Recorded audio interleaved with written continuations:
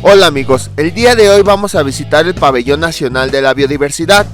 Es un recinto que habla de este concepto llamado biodiversidad, que ya veremos más adelante, y también invita a las personas a protegerla. Fue realizado por la Fundación Slim. Al ingresar, del lado derecho tenemos el esqueleto de una ballena gris. Si tomamos como referencia a las personas que están ahí, podemos darnos una idea del tamaño de este cetáceo. Llegan a alcanzar hasta 15 metros de longitud y un peso de 20 toneladas. Y no son peces como muchos piensan, en realidad son mamíferos acuáticos.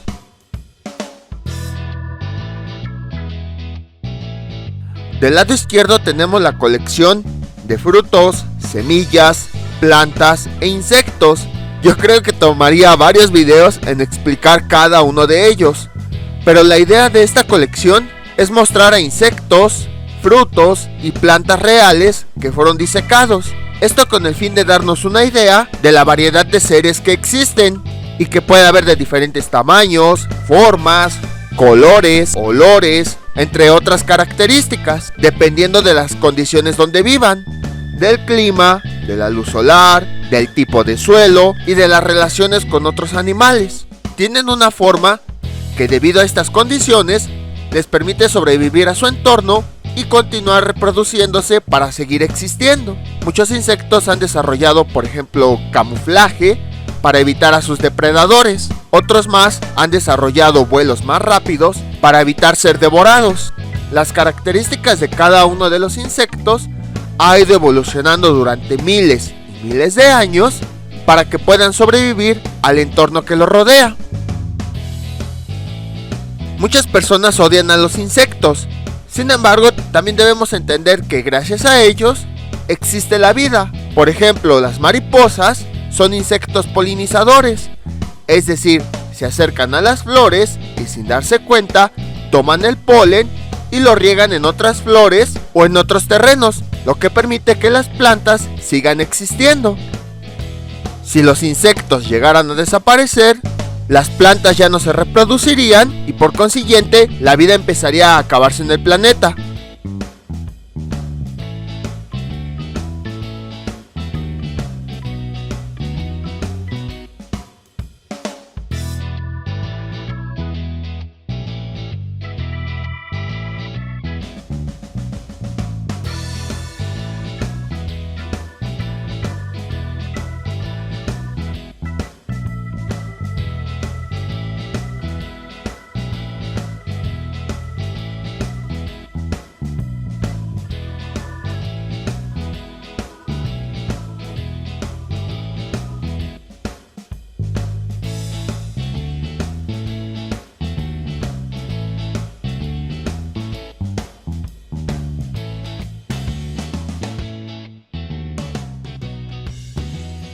El siguiente esqueleto es de un cachalote, que también es un mamífero acuático. Puede llegar a medir hasta 20 metros y pesar hasta 50 toneladas. La ballena azul es el mamífero más grande que existe, porque puede llegar a medir hasta 30 metros de longitud. ¿Cuál es la diferencia entre un cachalote y una ballena? El cachalote tiene una enorme frente y la ballena tiene un rostro alargado. Estos animales son considerados más sociables, pues se congregan en pequeñas manadas, a diferencia de las ballenas azules, que suelen vivir solas o en pareja. Los cachalotes pueden llegar a sumergirse hasta 1200 metros de profundidad. La primer sala del Pabellón Nacional se llama Planeta Vivo. La vida en la Tierra comenzó hace 3500 millones de años. Los primeros seres vivos tenían formas simples, pero se fueron multiplicando, diversificando, se extinguieron y otras más evolucionaron a formas más complejas. Con el paso del tiempo, la vida en la Tierra ha ido cambiando. La vida se ha enriquecido, pero en algunos momentos se ha colapsado debido a grandes extinciones. Esto provocó que existiera una gran riqueza natural. Hoy en día hay una gran diversidad de ecosistemas que tienen todo tipo de climas húmedos, climas fríos, climas secos. México es uno de los pocos países que tiene la mayoría de los ecosistemas existentes. También existe una diversidad de especies. Se cree que hay alrededor de 2 millones de especies en el mundo, aunque no se sabe con exactitud cuántas hay. y también hay una diversidad genética, es decir, existen una gran cantidad de seres cuyos genes son únicos y que no se parecen en nada a otros seres vivos. A toda esta diversidad de vida que existe es a lo que se le conoce como biodiversidad. Aquí tenemos una pantalla que nos muestra solo una pequeñísima porción de la gran cantidad de seres que existen en este planeta. También existe una diversidad morfológica, es decir, una diversidad en cuanto a estructuras y formas de los seres. Esto es producido por los genes que llevan adentro. Y en un solo ecosistema son capaces de vivir cientos o miles de especies diferentes, que todas ellas se han adaptado para poder sobrevivir en el ambiente. Esa adaptación se dio durante miles de años y a ese proceso se le conoce como evolución. Los naturalistas son científicos que quieren comprender todo lo referente a la naturaleza. Empezaron desde la época griega, luego en la Edad Media, dejaron de investigar, retomaron sus conocimientos en el Renacimiento y en el siglo XVII empezaron a surgir personas muy reconocidas. Los naturalistas empezaron a coleccionar ejemplares para poder estudiarlos. A partir de esto fue que empezaron a surgir los museos de historia natural y los jardines botánicos como el que ya visitamos. En el siglo XIX surge ya la biología como ciencia, ya se establecen las bases para el estudio de los seres vivos. Y a partir de aquí, los estudios de los naturalistas empiezan a especializarse más. La ciencia llega a ser tan grande que empezó a dividirse en ramas, ya que las personas no podían abarcar todo. Charles Darwin, en 1859, publicó su libro El origen de las especies, en el cual hablaba de la evolución, pero él no decía lo que muchas personas erróneamente piensan, de que los humanos vinieron del mono. No, él decía que a través de los siglos, una serie de cambios en los seres vivos se presentaba al azar, y estos cambios se iban heredando. Esa pantalla de ahí sirve para evaluar todos los conocimientos que aprendimos de esta sala. Continuando con Charles Darwin, a partir de su libro surgió la teoría de la evolución. Los cambios que al azar surgían a una de las especies y que eran positivos para sobrevivir en el ambiente, continuaban heredándose a través de los genes. Por ejemplo, supongamos, surgió un humano con 5 dedos, pero por azares surgió otro humano con 6 dedos. Entonces, al humano para sobrevivir le sirvió más una mano de 5 dedos que de 6 dedos. Y entonces esa mano de 5 dedos continuó reproduciéndose a través de los genes. Y como la mano de 6 dedos no sirvió para nada, entonces dejó de presentarse en las futuras generaciones. Así es como funciona la teoría de la evolución. Así era como antes los naturalistas organizaban su información. Tenían que tener un ejemplar disecado vivo, una ficha con la información de todo lo que descubrieron y una ilustración. Para que sus investigaciones fueran válidas, tenían que tener estos 3 elementos: el ejemplar real, la ficha con los conocimientos y la ilustración. Aquí tenemos algunas de las herramientas que utilizaban. Por ejemplo, algunas cajas de voz en donde grababan sus descubrimientos, algunas máquinas de escribir que utilizaban para plasmarlos, algunas básculas para tomar mediciones, entre muchas otras cosas. A los cubículos que tenían todos estos elementos se les llamaba como gabinetes de curiosidades. En muchos de los museos de los siglos XVIII y XIX, así era como se exponían. Son tantas las especies que para poder nombrarlas, surgió una rama de la biología llamada taxonomía, que se encarga de nombrar, describir y clasificar a las especies. Carlos Linneo fue quien estableció las bases de la taxonomía. Él decía que para nombrar a las especies se necesita un sistema binomial, es decir, un nombre compuesto por 2 palabras. La primera de ellas indicaba el género y la otra la cualidad. A ese nombre se le conoce como nombre científico y es conocido en todas partes, independientemente de las características e idioma de una región.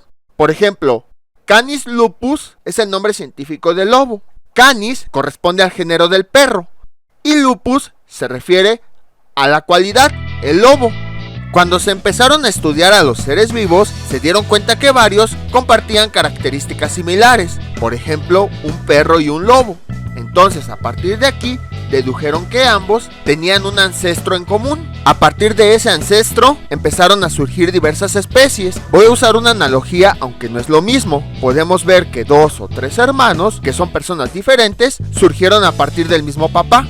Solo es una analogía, porque en la vida real no funciona así. Al final de cuentas, esos hermanos siguen siendo el mismo tipo de ser, humano. Pero en el caso, por ejemplo, del lobo y el perro, aunque tienen características similares, son animales diferentes que provienen del mismo ancestro.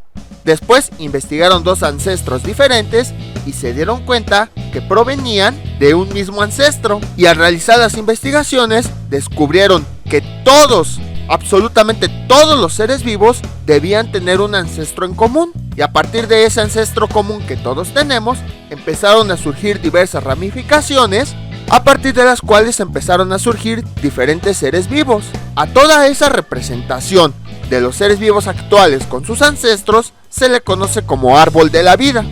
Son tantos los seres vivos que para poder estudiarlos se tuvieron que dividir en varios grupos. Cada grupo se dividió dependiendo de las características que compartían, y dentro de cada clasificación hay clasificaciones más pequeñas. Primero está el grupo del reino.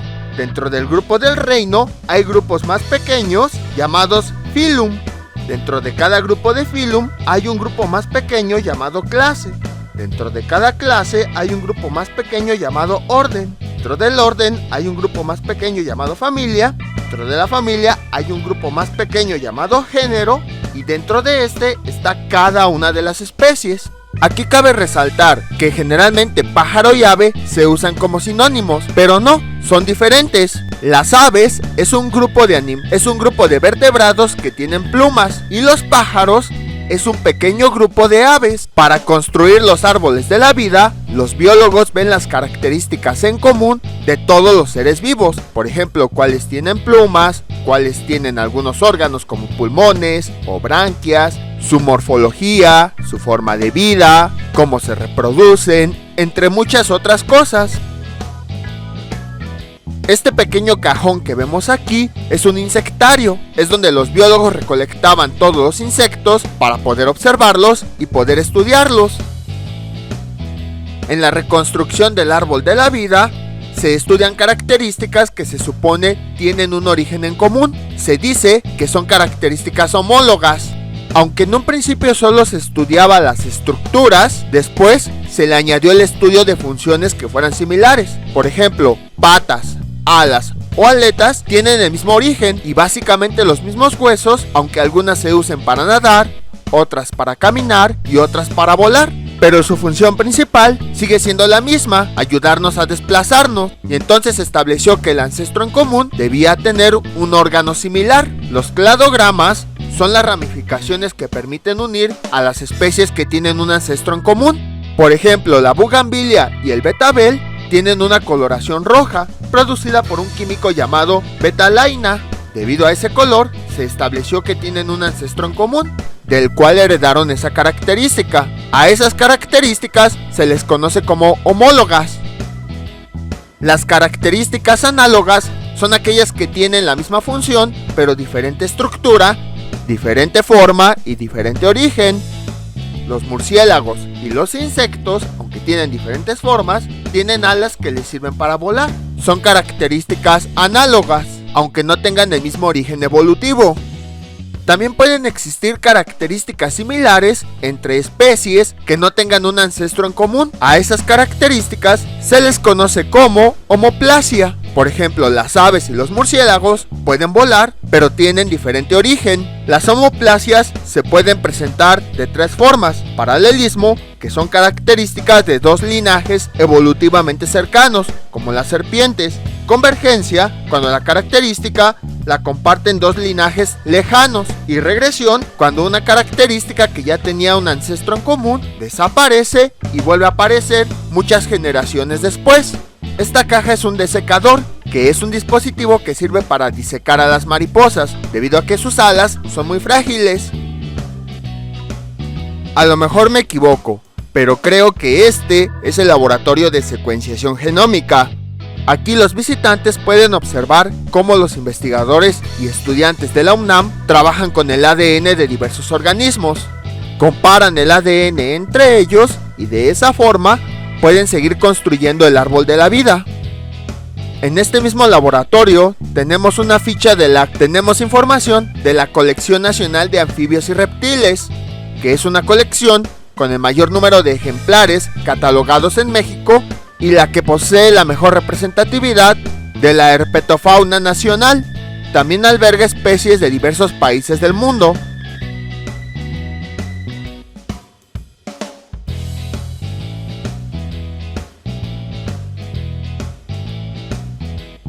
En la siguiente sala tenemos dos microscopios, los cuales podemos utilizar para ver las muestras que tenemos.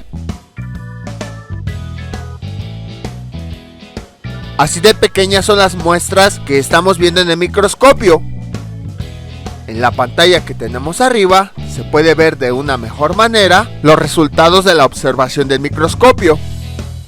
Además, las muestras que están disponibles también se pueden mover para poder observarlas en su totalidad. El biólogo especialista Jesús aquí nos está mostrando cómo funciona.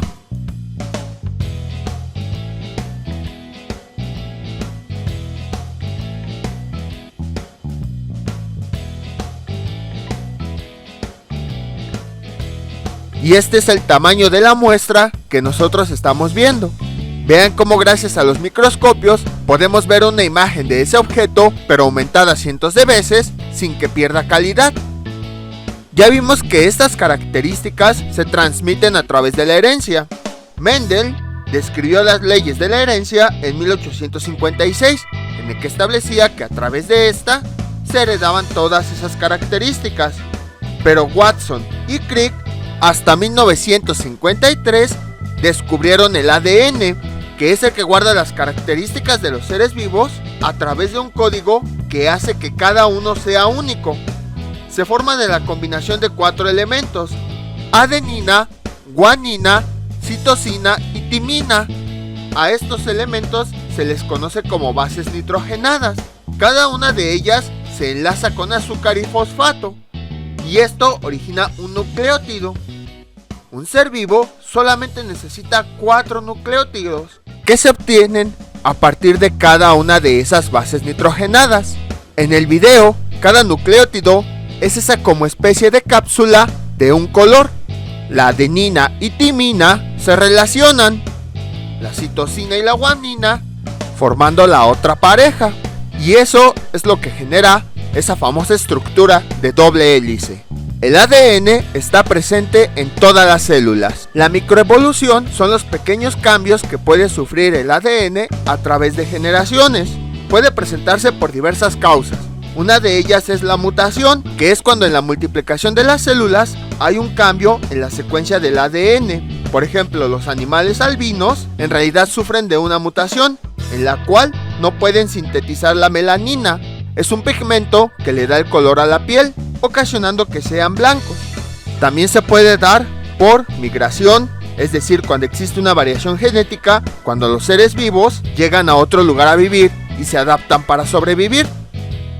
Por aislamiento, cuando los seres vivos se separan del resto de la comunidad a través de una barrera. Por ejemplo, que queden encerrados en una cueva y que tengan que adaptarse para sobrevivir ahí. Por deriva genética, que es cuando se genera al azar sin que existan condiciones externas que lo provoquen. Y por selección natural, cuando debido a las condiciones ambientales, solamente los que sean aptos son capaces de sobrevivir, y esto se lo transmiten a sus descendientes. Este es un juego interactivo en el que se supone podemos seleccionar los órganos de nuestro cuerpo y la pantalla nos va a indicar toda la información de ellos. Sin embargo, en ese momento no lo pudimos hacer funcionar. Entonces mejor nos fuimos al siguiente panel. La macroevolución consiste en la aparición de cambios debido a la generación de nuevos linajes o a la extinción de algunos. Por ejemplo, en el árbol de la vida tenemos a un ancestro en común. Los habitantes de ese ancestro en común, por alguna u otra razón, se separaron y a partir de ahí generaron dos especies diferentes. Como les había comentado, esto ocurre a través de miles de años, no momentáneamente. A esa aparición de dos especies diferentes se le conoce como especiación. El ser humano proviene de los homínidos. Los cambios que hubo en el cerebro, el cráneo, mandíbula, mano y columna vertebral ocasionaron cambios en su conducta, en su capacidad para manipular herramientas y caminar de forma erguida. Estas fueron las características principales del Homo sapiens, del cual provenimos nosotros. Y aquí es cuando entendemos que el humano no vino del mono directamente, sino que hubo un ancestro en común. A partir de ahí se desprendieron algunos linajes, se extinguieron otros, se desarrollaron otros y así sucesivamente hasta que llegamos nosotros. Pero así como aparecen linajes, también hay linajes que se extinguen. Las extinciones masivas son procesos en los cuales cientos, miles e incluso millones de especies llegan a desaparecer al mismo tiempo. Hoy en día se han registrado hasta 5 extinciones masivas. Se cree que el ser humano está provocando la extinción número 6 debido a todas sus actividades. Lo interesante es que los linajes tardan miles o millones de años en aparecer y las extinciones se dan en periodos de tiempo muy cortos. Esta infografía nos muestra cada una de las extinciones que ha habido.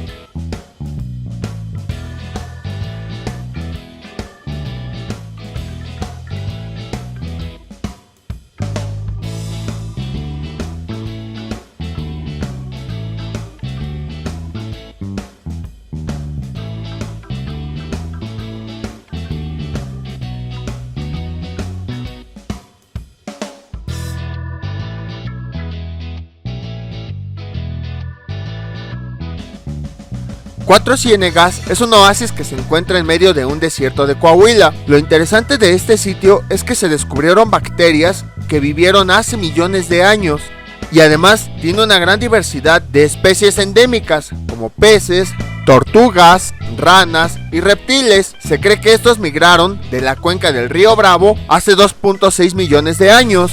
También existen caracoles marinos y es muy interesante verlo porque al final de cuentas es un oasis que no tiene comunicación con el mar.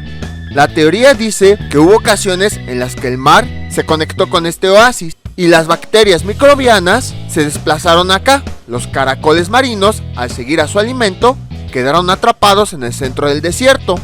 Por esa razón es que hay muchas bacterias y hongos que tienen origen marino. Incluso muchas bacterias y estromatolitos han sobrevivido millones de años separados del resto de los habitantes. Se cree que han sobrevivido gracias a varios factores. Por un lado, la escasez de fósforo ocasiona que otros seres no se acerquen y por lo tanto no los devoren. Otro motivo es porque cooperan para sobrevivir en vez de imponerse. Y también es interesante ver que existen seres que han sobrevivido a las extinciones masivas. Este sitio rico en biodiversidad está en peligro de extinción debido a que muchas empresas están desviando sus aguas para ocuparlas, ocasionando que empiece a secarse y que muchos seres pierdan la vida. Los estromatolitos son comunidades de arrecifes microbianos que durante millones de años generaron oxígeno, convirtiendo al planeta anaranjado en un planeta azul. Hoy existen en ambientes extremos. En México se encuentran en las playas de Bacalar, en Quintana Roo, la laguna de Alchichica y otros sitios en el eje neovolcánico. En todos los sitios están compuestos de las mismas capas de colores. Hasta abajo son de color negro, ya que carecen de oxígeno. Luego siguen comunidades que se alimentan de azufre, que les da una capa de color beige. Después están las bacterias púrpura y verde que contienen azufre. Estos capturan el oxígeno que libera la última capa, las cianobacterias. ¿Y cómo fue que inició la vida en el planeta? Bueno, al principio el planeta era de color anaranjado, ya que en su atmósfera había dióxido de carbono, metano y amonio. El mar tenía grandes cantidades de azufre. Primero, la vida evolucionó en bacterias y archaeas que se empezaron a congregar en comunidades y dieron origen a los estromatolitos. En otras palabras, los estromatolitos eran eso, simplemente comunidades de bacterias. De todas esas existieron unas, las cianobacterias, que empezaron a hacer la fotosíntesis y liberar oxígeno. Esto produjo un cambio en la Tierra. Hace 2400 millones de años, la corteza se empezó a enfriar empezó a haber menos volcanes activos y por consiguiente una reducción de gases. Debido a este cambio tan repentino, empezó a descender la temperatura, ocasionando glaciaciones globales. En las zonas donde aún quedaba calor, varias comunidades microbianas empezaron a refugiarse. Después comenzó un deshielo y se empezaron a formar las primeras células con núcleo, llamadas eucariontes. Hace 780 millones de años, ese deshielo provocó la liberación de fósforo, un elemento indispensable para la vida. Esto ocasionó que empezaran a aparecer las primeras plantas, hongos y animales. A continuación tenemos algunos de los fósiles que han sido encontrados en 4 ciénegas, ya que en este oasis, debido a la gran cantidad de bacterias que hay, se puede estudiar cómo era la vida hace millones de años. Los fósiles son huesos, conchas, hojas y algunos otros restos que permiten estudiar la biodiversidad que ha existido en diversas eras de la Tierra.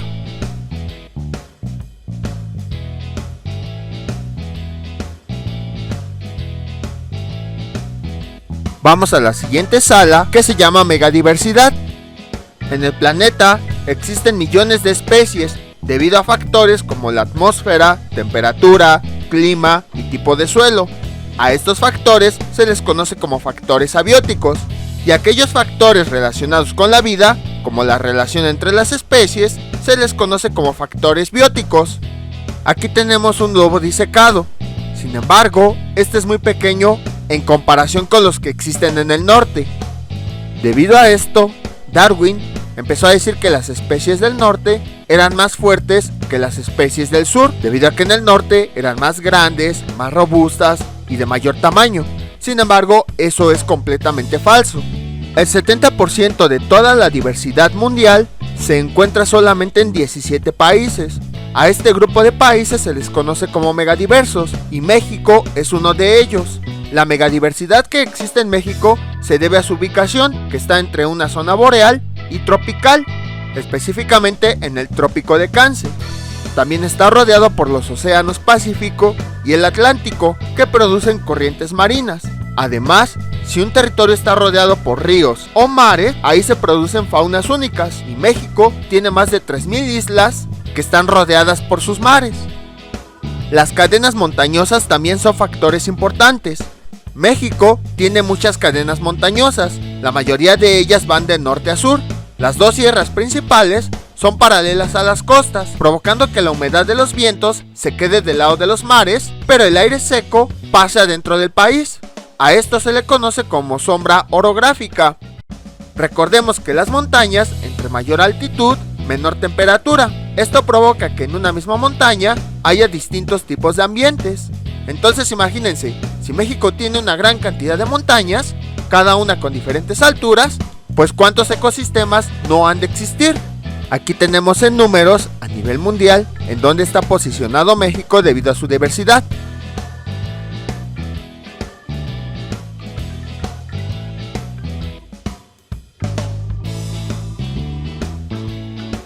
La geología de México también es muy diversa. Los fósiles de la misma especie que fueron encontrados en lugares muy distantes hizo pensar a los científicos que los continentes se han estado moviendo. A esta teoría se le conoce como deriva continental y es la precursora de la teoría de placas, que dice que enormes placas flotan sobre un sustrato que está en movimiento y que chocan. Esto es lo que ocasiona que la corteza cambie durante la historia de la Tierra. Las colisiones que son muy grandes son las que generan las cadenas montañosas, y a este proceso se le llama orogénesis. El movimiento de las placas es lo que genera todo tipo de terrenos, mesetas, llanuras, montañas, volcanes, etc. En el siguiente mapa, todas las rocas que hay en el país. La orografía de México se compone básicamente de 3 sistemas montañosos: la Sierra Madre Oriental, la Sierra Madre Occidental y el eje neovolcánico transversal, que contiene una gran cantidad de volcanes. La tablita muestra cada una de las rocas y la era de la Tierra en la que se formaron. Cada color es una roca diferente, y en el mapa nos indica en dónde es que se encuentran en México esas rocas. Mediante diversos estudios se puede conocer cuándo fue que se formaron las rocas. Y entonces, a partir de estas, si en una determinada área las encontramos, podemos darnos una idea de cuándo fue que esa área del país se formó, gracias al movimiento de las placas. De esa forma podemos conocer la antigüedad de esos terrenos. En este mapa observamos que tiene una gran cantidad de colores. Eso quiere decir que hay una gran cantidad de rocas que se formaron en distintas épocas.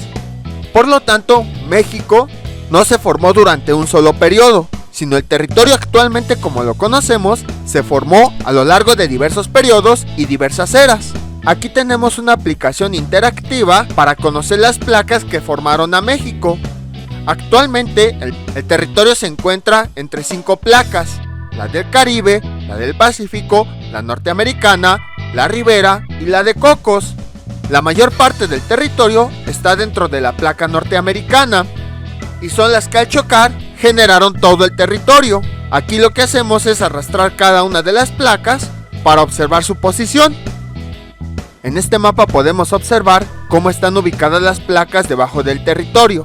Hay ocasiones en que cuando las placas chocan, una se trata de meter debajo de la otra. A ese proceso se le conoce como subducción y esto provoca los sismos. La placa de Cocos hizo esto en 1985 y fue la que causó el sismo. En esta aplicación también tenemos los ecosistemas y el lugar en donde se ubican y por qué se originaron. Generalmente, la formación de estos muchas veces coincide con el límite entre las placas. En los ejes neovolcánicos generalmente hay bosques de pino-encino y abajo o lateralmente de los bosques vamos a tener zonas de selva. En esta misma aplicación tenemos información acerca de los principales sistemas montañosos, así como algunas animaciones de cómo se fueron formando.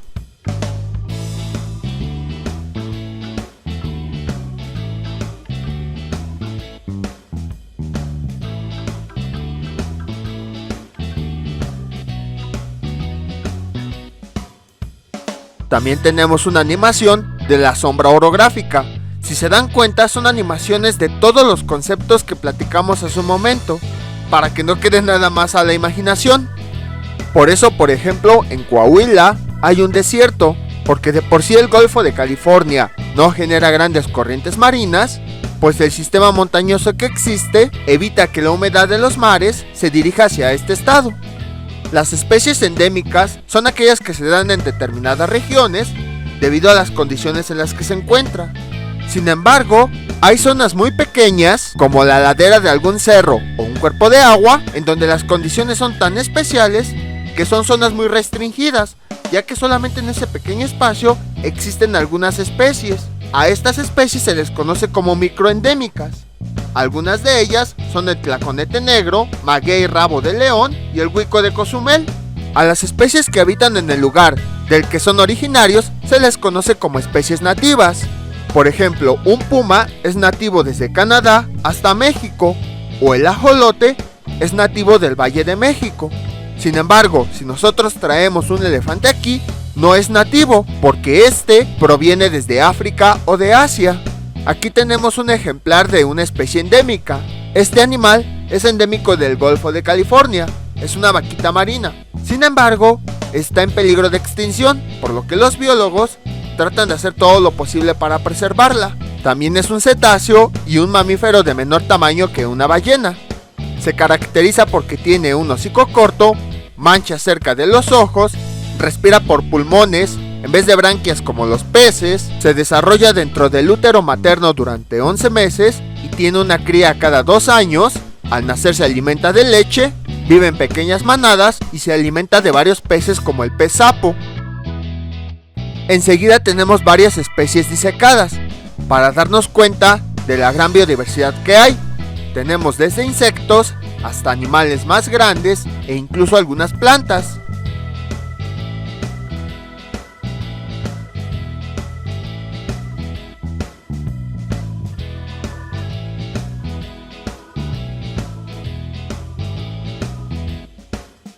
Esa tarántula que nosotros observamos habita en el Pedregal de San Ángel, donde está el matorral xerófilo, donde están los terrenos del Jardín Botánico, de Cuicuilco, de la UNAM. Quizá me equivoque, pero el matorral xerófilo de Palo Loco podría considerarse como una zona restringida, ya que ese ecosistema es muy pequeño, se ubica solamente en los alrededores del volcán Xitle. A la izquierda tenemos un teporingo, a la derecha tenemos un zorrillo y ese cráneo es de un lobo. Los teporingos podemos decir que son conejos mexicanos que habitan en regiones cercanas al eje neovolcánico transversal. Y enseguida tenemos una liebre, el Popocatépetl, el Iztaccíhuatl, el Nevado de Toluca, el Xitle, el Teutli y otros volcanes forman parte de este eje neovolcánico.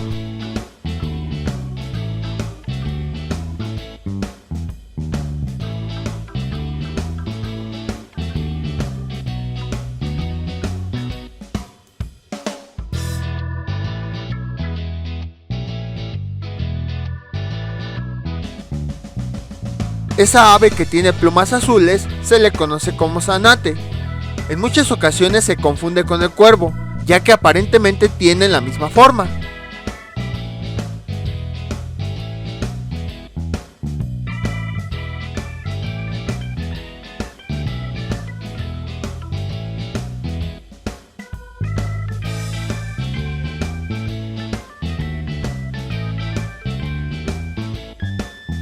Aquí también tenemos algunas especies de peces. De izquierda a derecha tenemos pescado blanco, bagre de Chiapas y otro pescado blanco.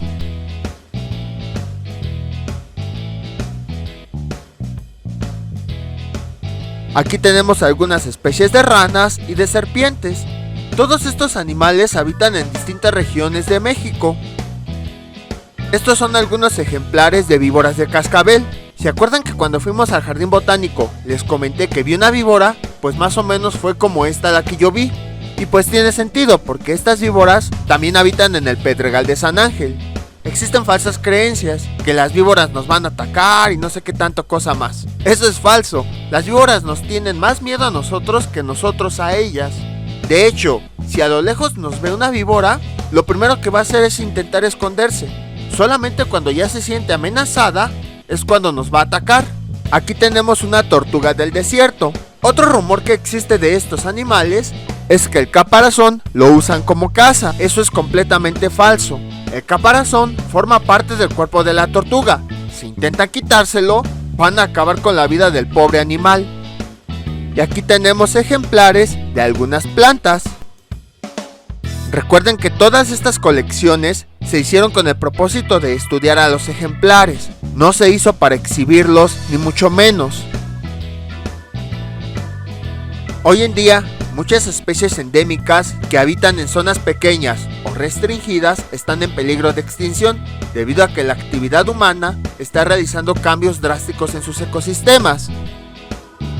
En el siguiente panel tenemos algunas de las especies endémicas de México.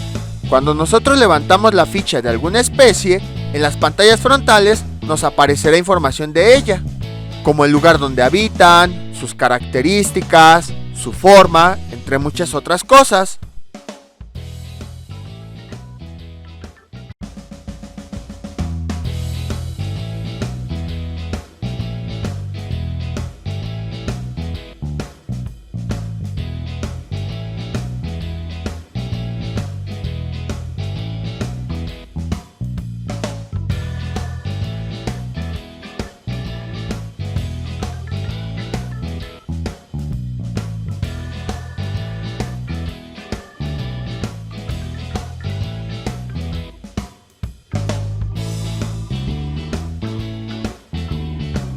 Y básicamente, ¿qué pone en peligro a las especies endémicas? La actividad humana. Al destruir los ecosistemas, ocasiona que su hábitat empiece a reducirse y por lo tanto haya menor espacio para que vivan. Además, en muchas obras arrasan el terreno con todo y los animales que lo habitan. Por ejemplo, me acuerdo de un caso en el que arrasaron con todo un manglar sin importar los animales que habitaban ahí, y los cocodrilos que estaban incluso aparecieron muertos. Las colecciones biológicas se obtienen de exploraciones científicas y acumulan una gran cantidad de conocimiento. Sirven para documentar la presencia de especies, a generar descripciones detalladas de ellas, planear hipótesis sobre su evolución o proponer arreglos en su clasificación. El conjunto de ejemplares de una especie permite estudiar patrones relacionados con su distribución, biología, estatus de conservación, épocas de floración o fructificación. Los ejemplares que son cuidadosamente guardados pueden volverse a estudiar incluso después de siglos. La exploración científica es el primer paso para comprender y entender la biodiversidad de una zona. En nuestro país, el interés por el conocimiento surgió antes de la conquista española. Surgió desde que los indígenas hicieron los primeros registros sobre el uso medicinal de plantas y animales. Después, la documentación de las exportaciones se logró en la época colonial y prerevolucionaria, gracias a los naturalistas. Hasta que se fundó el Instituto de Biología de la UNAM, se logró dar continuidad y valoración hacia el estudio de la biodiversidad, que ya vimos que este instituto está en el Jardín Botánico. La investigación científica debe ser tanto en el campo como en el laboratorio. A lo largo de la historia, los objetivos han ido cambiando. Al principio, se realizaba la investigación nada más para conocer los recursos, pero hoy en día se realiza para conocer la naturaleza. Aquí tenemos otra aplicación que nos habla de la historia del estudio de la biodiversidad. Aquí en México podemos decir que empezó con el zoológico de Moctezuma. En este hicieron una colección de cientos de animales para que pudieran obtener de forma más fácil los recursos, como las plumas de las aves. Quizá ellos no lo sabían, pero habían iniciado el camino para estudiar la biodiversidad en México. Y continuando con la historia, en 1929 se formó el Instituto de Biología. En ese entonces tenía su sede en la Casa del Lago, que también ya hemos visitado. Una de sus principales funciones es realizar colecciones vivas para continuar estudiando la biodiversidad. De este lado tenemos otra colección de seres vivos, pero se ve mejor desde el otro lado.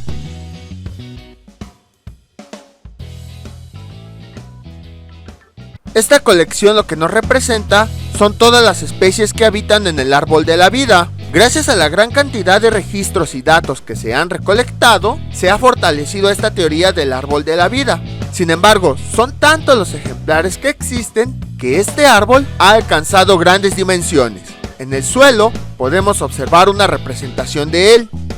Y se tiene la teoría de que aunque existen muchísimos seres vivos con características completamente diferentes, todos ellos vienen de un ancestro en común. Conforme más nos acercamos al centro del círculo, más nos acercamos a los ancestros en común. Y cada una de estas ramas que están a la orilla del círculo llega a cada uno de los seres que existen. Nosotros estaríamos ubicados solamente en una de todas las ramas que forman a este árbol, para que vean que somos nada en comparación con la diversidad que hay en todo el planeta.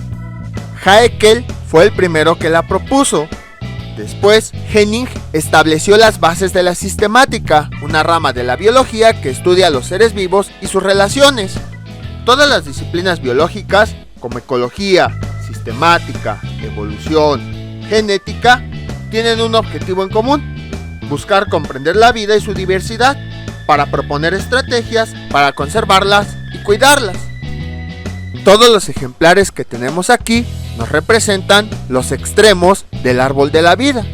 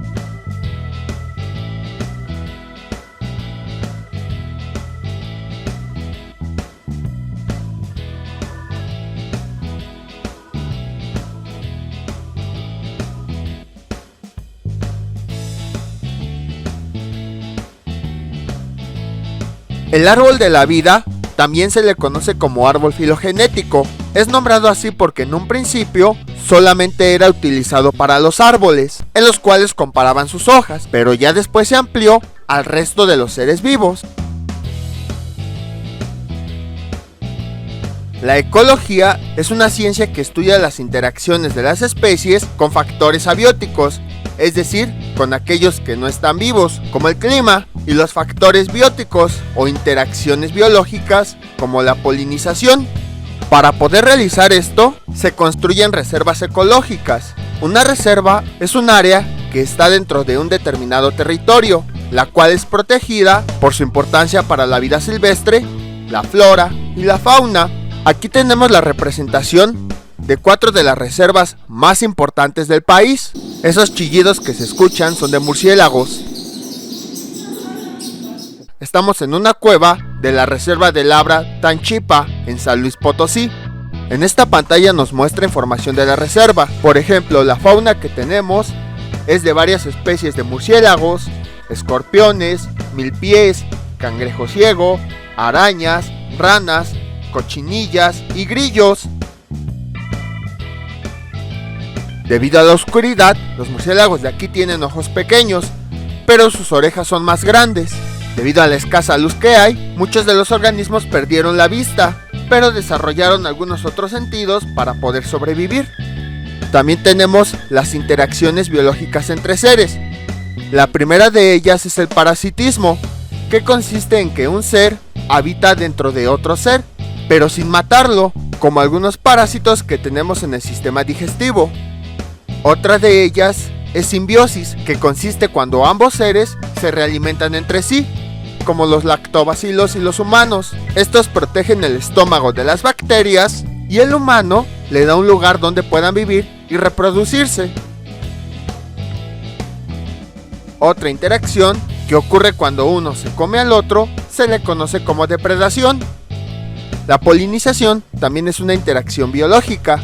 Existen muchas otras interacciones. Lo curioso de todas estas es que se pueden presentar incluso entre seres que pertenecen a distintos reinos.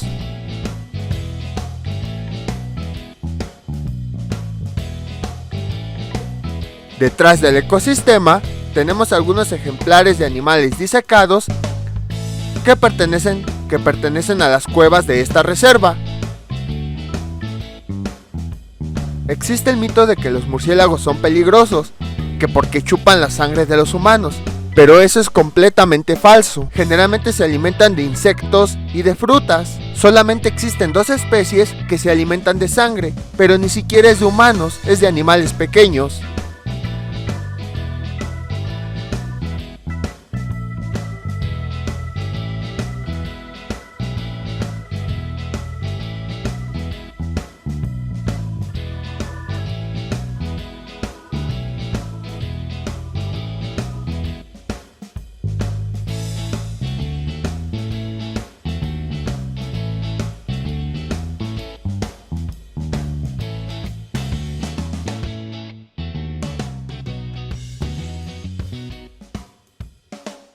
Las siguientes reservas son los Tuxtlas, que está ubicada al sur de Veracruz. Ese animal que vemos ahí nos representa a un zaraguato. Las personas dicen que en la noche sus aullidos se escuchan tan fuerte que hasta parecen lamentos desgarradores y que causan terror a las personas. También comentan que incluso llegan a arrojarle sus heces a los humanos. Otros de los animales que habitan son mono araña, cacomixtle, tucán, águila elegante, paloma perdiz de Veracruz, jocofaisán, loro cariamarillo y una víbora llamada nauyaca. ¿Se acuerdan que les había comentado que las víboras de cascabel no eran peligrosas? Esta sí lo es, ya que mientras que las otras víboras atacan cuando se sienten amenazadas, esta ataca a las personas sin ninguna razón, nada más porque sí. No lo estoy diciendo para que lleguen y las maten, no, sino para que tengan cuidado cuando se encuentren con ella. Y les voy a dejar el sonido de fondo de este escenario.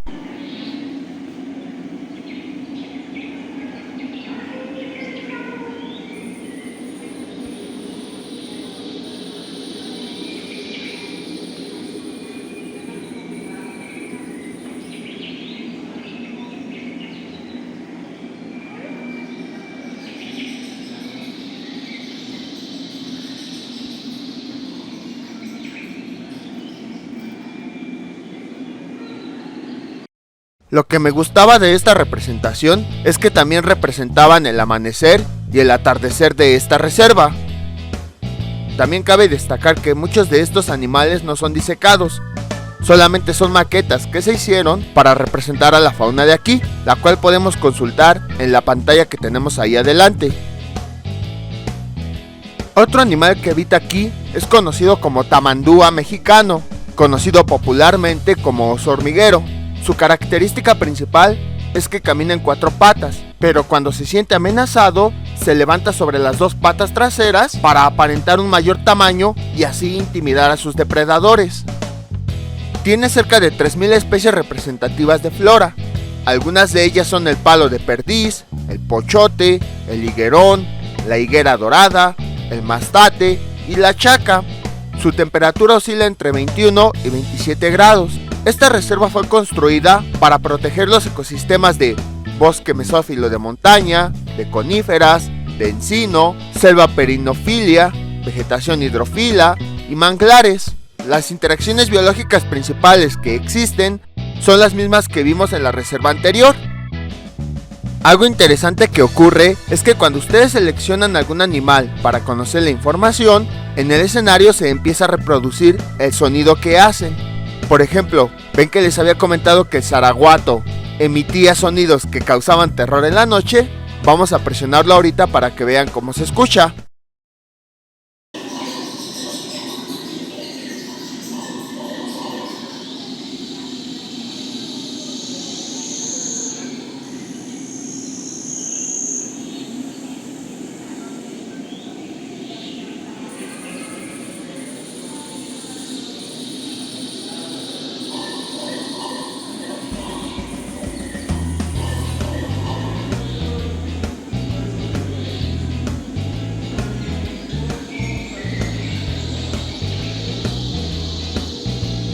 El siguiente escenario nos representa la reserva de la biosfera Chamela.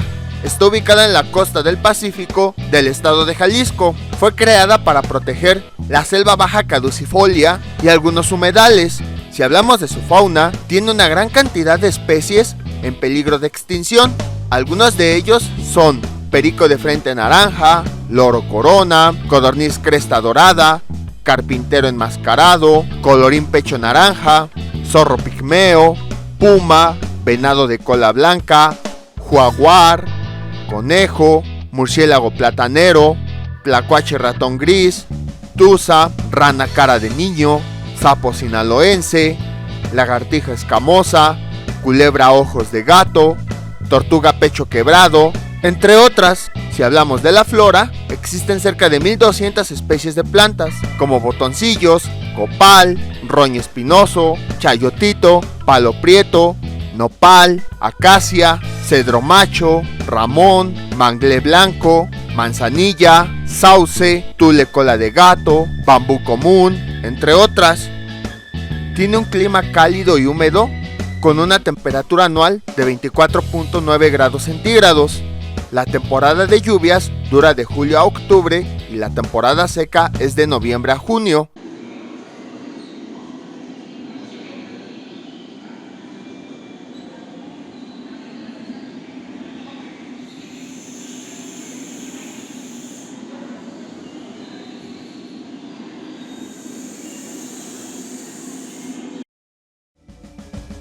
De la misma forma, en esta pantalla podemos consultar más información de la reserva, así como de algunos animales y algunas de las plantas que habitan.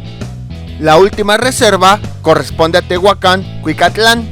Está ubicada entre los estados de Puebla y Oaxaca. Tiene varios ecosistemas, va desde los semiáridos, como los pastizales, hasta los templados, como bosque tropical, bosque de coníferas o bosque mesófilo de montaña. Debido a esto, existe una gran cantidad de flora muy diferente. Por ejemplo, existe una gran variedad de pinos, de tascates, especies endémicas de palma real, una gran gama de pasto, pata de elefante, un gran número de orquídeas, mimosas, chimalacates, helechos y al menos 57 especies de musgos, cactáceas, entre muchos otros. Entonces, si se dan cuenta, son especies que se encuentran en ecosistemas completamente diferentes. Lo mismo ocurre con la fauna.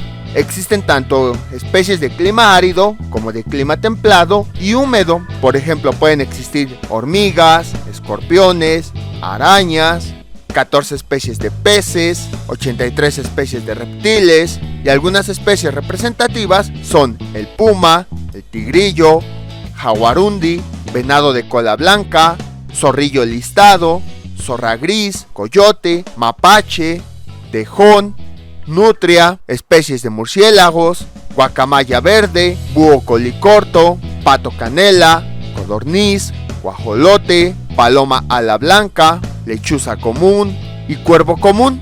También existen algunas salamandras y muchas especies de lagartijas.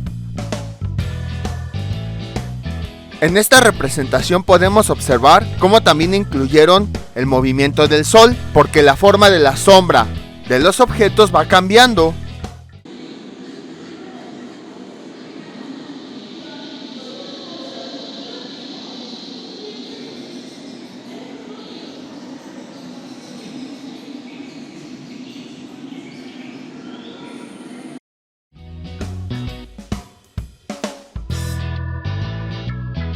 También en esta escenografía, cuando nosotros en la pantalla principal seleccionamos a los animales, vamos a escuchar los sonidos que emiten. Por ejemplo, aquí tenemos al puma.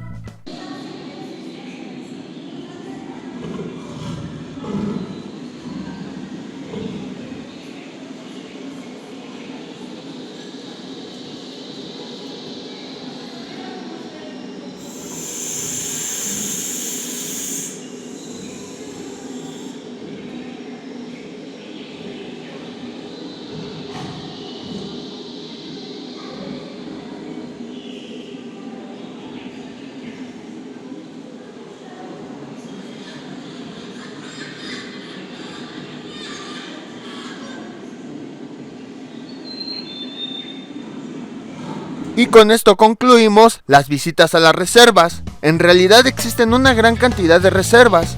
Una de ellas, la Reserva Ecológica del Pedregal de San Ángel, que está aquí, sirve para proteger el ecosistema matorral xerófilo de palo loco.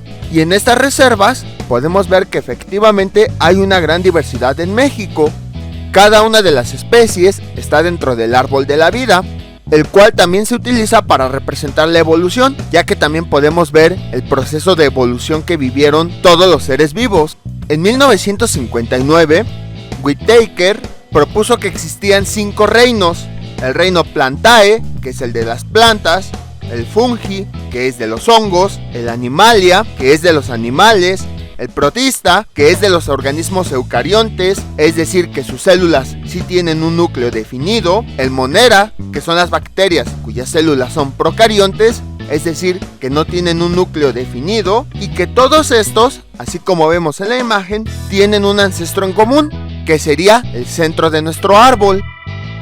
Conforme van avanzando los descubrimientos, el árbol de la vida va cambiándose. Todavía hace algunos años sufrió nuevos cambios. Por ejemplo, en 1990, Carl Weise publicó un árbol en el que incluyó a organismos similares a las bacterias llamadas Archaea o Archaea. Y apenas en el 2019, Tom Williams, junto con sus colaboradores, propuso otro árbol que era dividido en 2 dominios. En uno estaban los Archaea y los Eukarya, y en el otro estaban las bacterias. Y a partir de ahí surgían el resto de las ramificaciones. Y finalmente hemos llegado al árbol de la vida. Aquí tenemos una aplicación en la que podemos explorarlo. Podemos observar todos los grupos de seres vivos que existen, por ejemplo los hongos o los animales. Podemos ver los reinos, podemos ver los ancestros comunes, podemos ver todo el proceso de evolución que ha seguido para llegar hasta la especie actual. Por ejemplo, aquí podemos estudiar el ancestro común de cada uno de los reinos.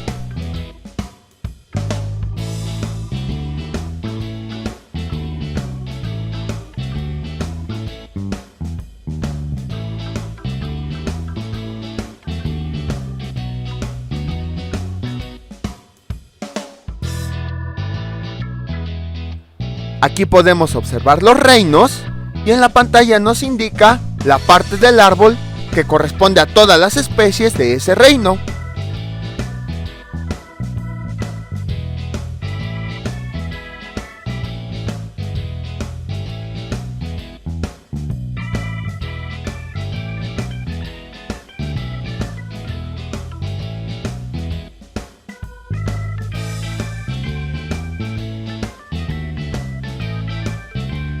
¿Se acuerdan que casi al inicio del recorrido vimos que la taxonomía clasificaba en categorías a los seres vivos?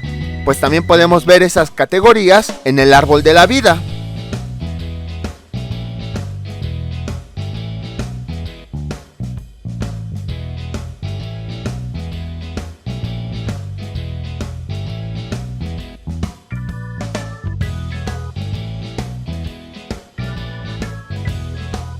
Y aquí es donde el ser humano se encuentra en el árbol de la vida. Vean cómo no somos nada en comparación de todos los seres que existen.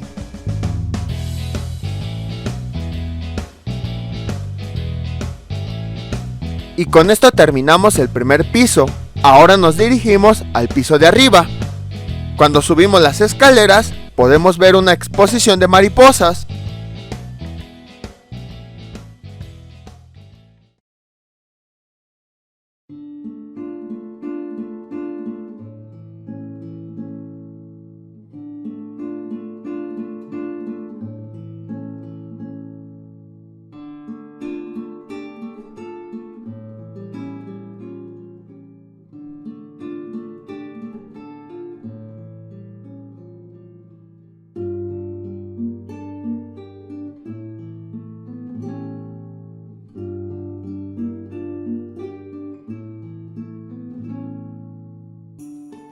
Al subir, entramos a la sala biolaboratorio y lo primero que vemos son los campos de estudio de la biología. Cuando se realiza una investigación, se sigue una serie de pasos. A esa serie de pasos se le conoce como método científico. ¿Y cuáles son? Cuando queremos estudiar un fenómeno, primero tenemos que observarlo. Luego, tenemos que plantearnos una pregunta de por qué ocurre. Tenemos que elaborar una hipótesis, es decir, indicar por qué creemos que ocurre. Después, debemos realizar los experimentos que sean necesarios. Luego, recopilamos los resultados necesarios y a partir de estos, escribimos las conclusiones para saber si lo que propusimos en la hipótesis es correcto o no. Detrás tenemos una exposición de arácnidos y miriápodos. Estos seres se adaptan a diversos ecosistemas debido a que tienen comportamientos diurnos, nocturnos, terrestres y acuáticos. Son capaces de adaptarse tanto en cuevas como en las grandes ciudades. Sin embargo, a veces se comete un error. A las arañas se les confunde con insectos. Sin embargo, la diferencia está en el número de patas. Mientras que las arañas tienen 8, los insectos tienen 6. Los artrópodos son seres invertebrados que tienen simetría, es decir, el lado izquierdo es igual que el lado derecho. Dentro de estos están los arácnidos, que son seres que tienen pares de 4 patas, como los alacranes, las arañas, vinagrillos, entre otros. Y los miriápodos, que tienen múltiples pares de patas, como los 100 pies y los 1000 pies. Ambos son importantes para el equilibrio de los ecosistemas porque ayudan a la regulación de la presencia de invertebrados. Por ejemplo, las arañas ayudan a que las moscas no se acumulen. Casi ninguna araña es peligrosa, solamente la araña violinista. Se caracteriza porque en su lomo tiene una mancha que tiene forma de violín, pero como la mayoría de las especies, no ataca solo porque sí, solamente cuando se siente amenazada. Otra araña peligrosa es la viuda negra, caracterizada porque es negra completamente y con una mancha roja brillante. Algunos de estos artrópodos tienen importancia médica. Por ejemplo, el veneno de los escorpiones se utiliza para diversas heridas y dolencias en el ser humano. La biología tiene una gran cantidad de campos de investigación. Tiene ecología, genética, biología molecular, biogeografía, taxonomía, botánica, zoología y muchísimas ramas más. Los biólogos deben ser muy pacientes porque pueden pasar horas realizando muchas actividades. Por ejemplo, ver caminar hormigas, ver el vuelo de las aves, recolectar semillas, entre muchas otras actividades. Y esto lo hacen para responderse las preguntas que se hacen acerca de los organismos vivientes. Sus ambientes de trabajo principalmente son el campo, el laboratorio y una computadora. Los naturalistas fueron los primeros biólogos, ya que se dedicaban a describir, registrar e investigar su entorno. La observación fue su principal actividad, pero después requirieron de otros instrumentos para registrar, medir, reproducir sonidos o imágenes. empezaron a utilizarse dispositivos como cámaras fotográficas, binoculares, videograbadoras, microscopios y muchas otras cosas más. En esta vitrina podemos observar algunos de los antiguos objetos que llegaron a utilizarse. Un biólogo que trabaja en campo depende mucho de la observación, ya que no debe perderse ningún detalle de lo que está observando, y así puede responder las preguntas que tiene.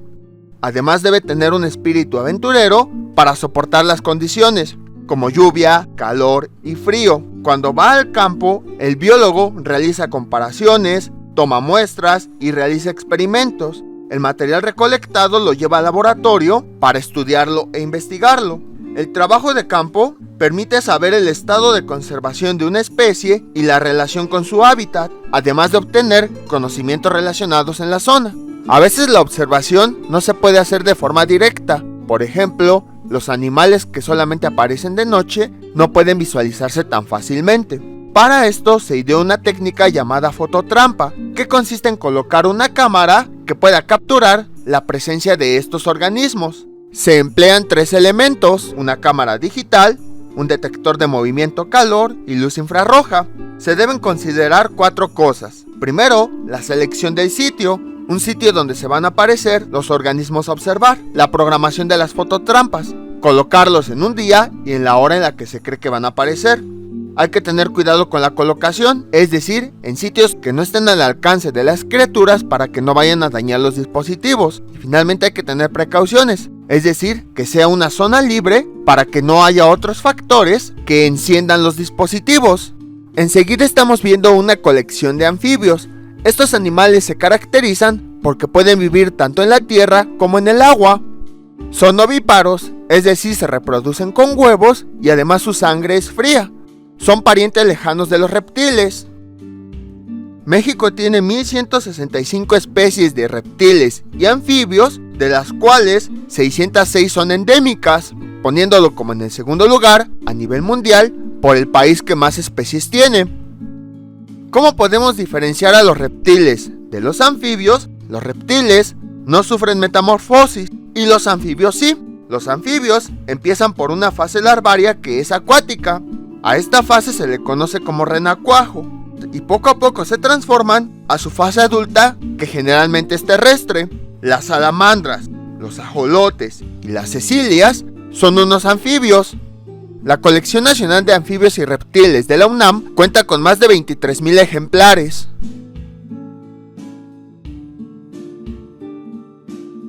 Otra diferencia entre reptiles y anfibios es que los reptiles están en entornos secos y los anfibios necesitan estar en entornos húmedos.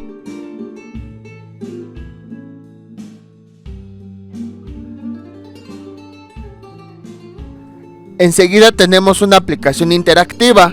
Aquí lo que tenemos que hacer es tomar una moneda de las que están ahí, colocarla en ese sitio y nos va a mostrar datos curiosos de algunos ecosistemas.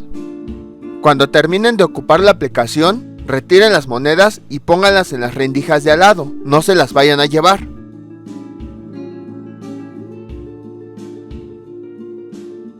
Continuamos avanzando y vamos a llegar a otro microscopio.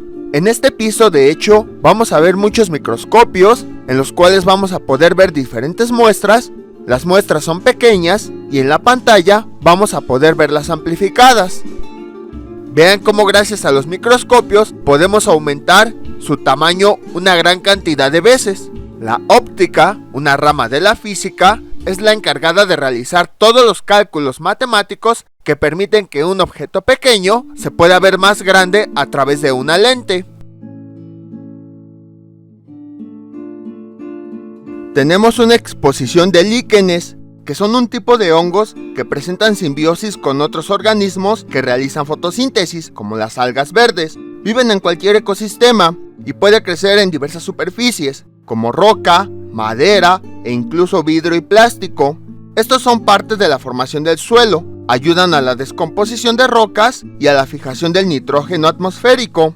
Algunos mamíferos, aves e insectos los usan para alimento, para nido y para camuflaje. Nosotros los humanos los usamos para medicamentos, comida, para tinte para textiles, Además nos brindan información de la calidad del aire y los niveles de contaminación por dióxido de azufre y metales pesados.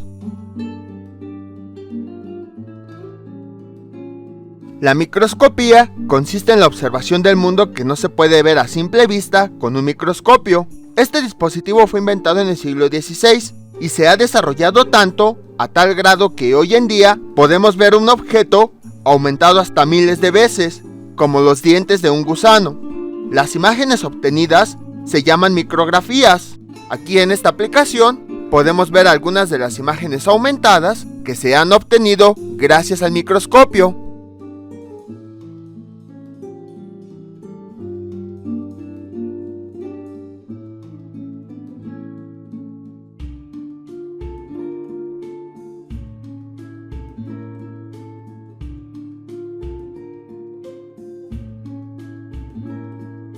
Este laboratorio de extracción de ADN sirve para separar el ADN y así estudiarlo, analizarlo o manipularlo. Con esto se pueden diagnosticar enfermedades neurodegenerativas, cánceres, infecciones y otras cosas. Este hígado de cerdo tiene quistes donde se alojan larvas Echinococcus granulosus. A estas se les conoce como helmintos. Aquí tenemos otro microscopio. Algo que se me olvidó decirles es que los microscopios de este piso los pueden manipular para que, por ejemplo, puedan aumentar el tamaño de la imagen, así como lo estoy haciendo yo, para que sea más nítida.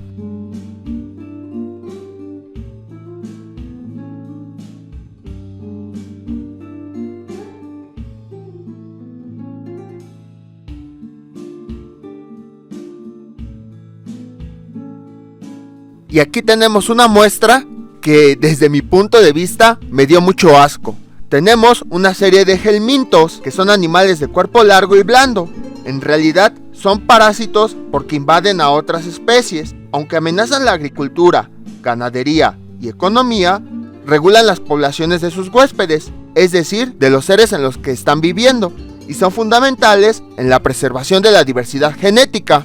Aquí estamos viendo algunos de los parásitos que están adentro de diversos animales, incluidos a los seres humanos.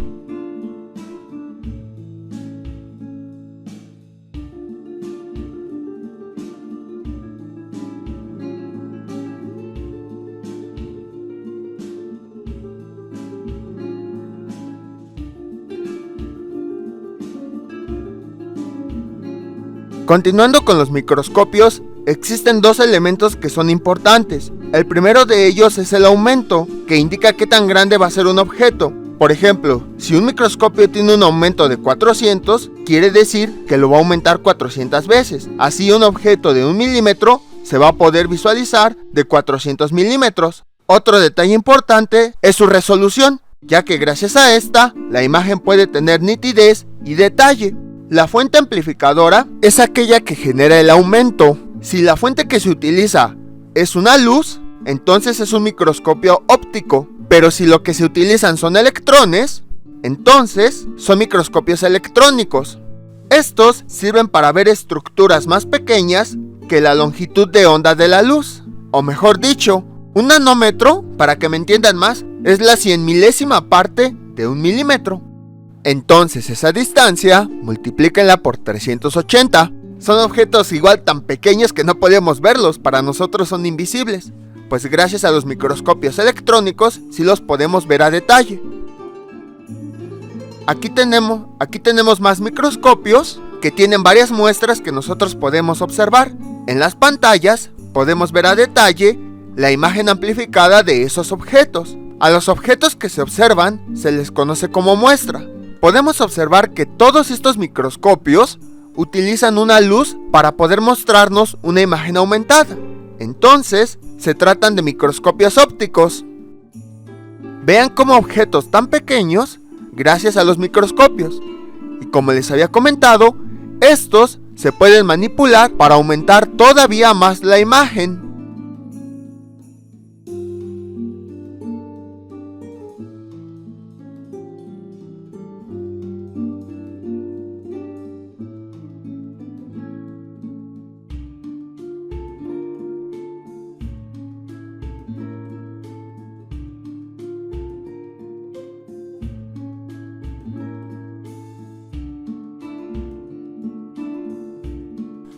Ahí estoy señalando la muestra que vamos a ver a continuación, para que no nos perdamos entre tantas muestras.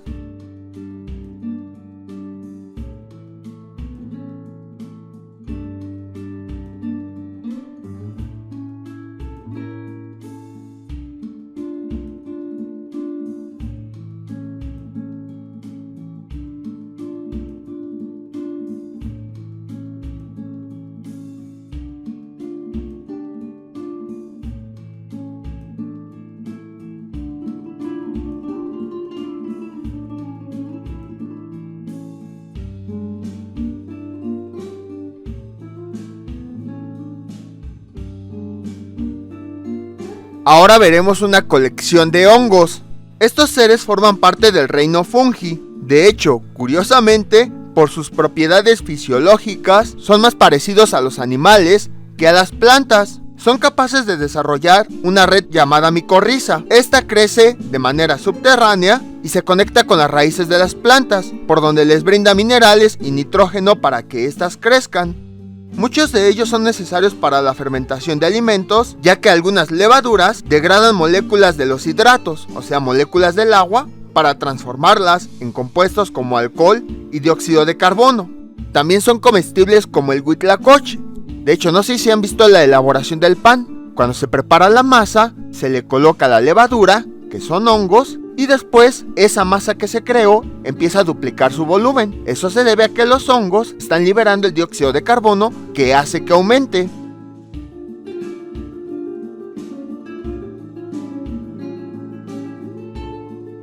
La biología molecular se encarga del análisis de la composición, estructura, interacciones y funciones del ADN. Tiene un gran potencial en medicina, terapia genética, agricultura y ganadería. Sin embargo, también se han generado problemas éticos, como el desarrollo de plantas y animales transgénicos.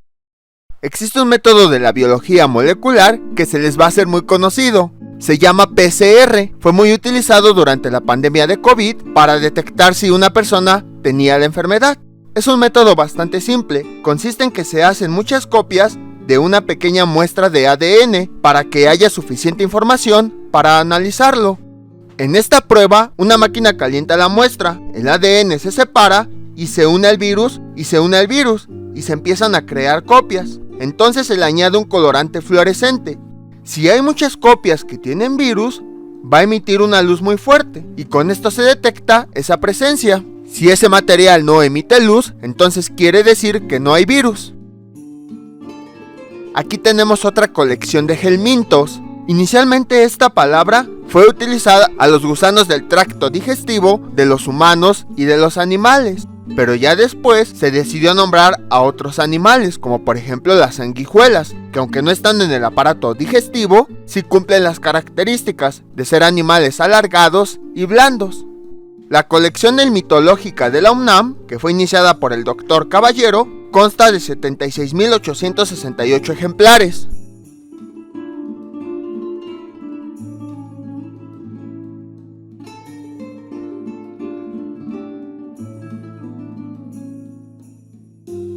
Enseguida tenemos una colección de cráneos de mamíferos. Los mamíferos son animales vertebrados que viven en diversos ecosistemas. Son vivíparos, es decir, no nacen mediante un huevo.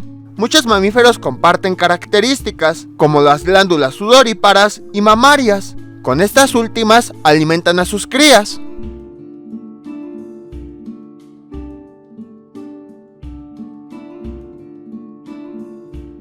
El Instituto de Biología tiene una colección de mamíferos que consta de más de 48.000 ejemplares. 529 son endémicos de México.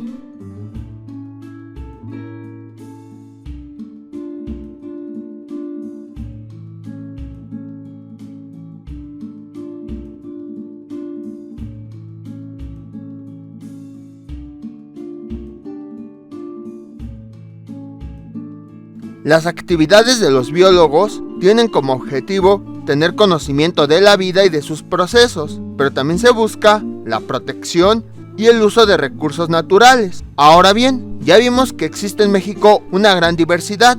Existen iniciativas para poder preservarla. Pero es importante que estas iniciativas se basen en los estudios de distintas disciplinas, no solo las ciencias naturales. En México solamente existen 17 leyes.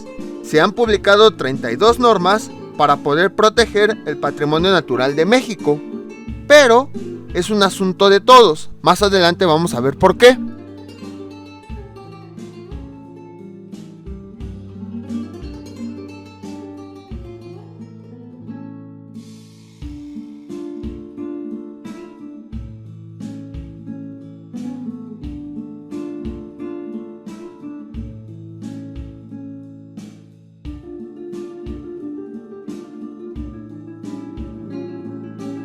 Aquí tenemos una colección de aves. Las aves son animales vertebrados que tienen alas, aunque no todas vuelen. Su cuerpo está recubierto de plumas y son capaces de regular su temperatura.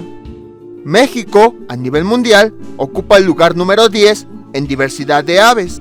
En el territorio hay 1124 especies, de las cuales 101 son endémicas. La colección nacional de aves de la UNAM se forma de 31.432 ejemplares.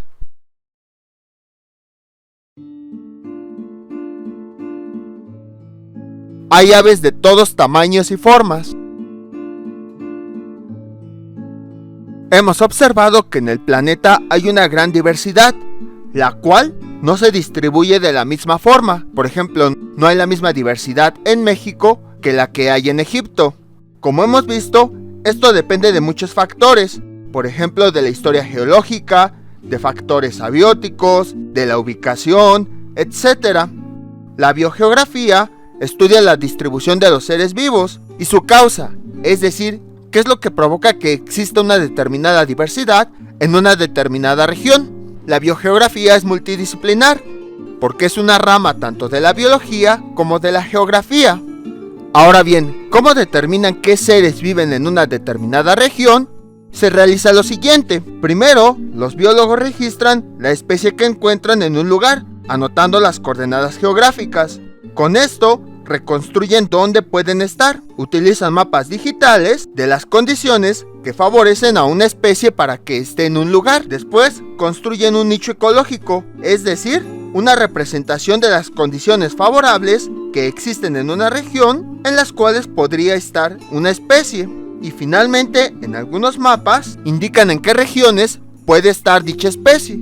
Representan la geografía en donde puede estar. La ciencia ciudadana es el trabajo científico que hacen voluntarios que no son especialistas y que pertenecen a una sociedad civil. Los ciudadanos, con la observación, generan recopilación de datos y los dan a conocer con la tecnología. Realizan el mismo método científico, solo que a partir de los resultados obtenidos, los comparten a través de diversos medios con el resto de las personas. Como habíamos visto, estamos viviendo una nueva extinción masiva debido a la actividad humana. Esta puede traer consecuencias como sequías, inundaciones, ondas de calor extremos. Estamos en un punto crítico, en donde si no hacemos algo, llegaríamos a un punto de no retorno. ¿Por qué es importante conservar la biodiversidad? Todo lo que nosotros vemos es el resultado de millones de años de evolución, por lo tanto todo está en equilibrio. Con algo pequeño que se dañe, ese equilibrio se afecta y va a producir un cambio grande. Nosotros dependemos de la biodiversidad para obtener alimentos, medicamentos y combustibles. Entonces, si se daña la biodiversidad, pues se va a dañar todos los recursos que obtenemos de ella. En el país existen varias iniciativas de ciencia ciudadana y biodiversidad, dirigidas por la CONABIO. Su objetivo es dar a conocer la biodiversidad del país, ya que creen que lo que no se conoce, no se cuida. Aquí tenemos una colección de seres marinos, ya que una gran cantidad de seres vivos, desde las bacterias hasta la gran ballena azul, habitan en los océanos y en los mares.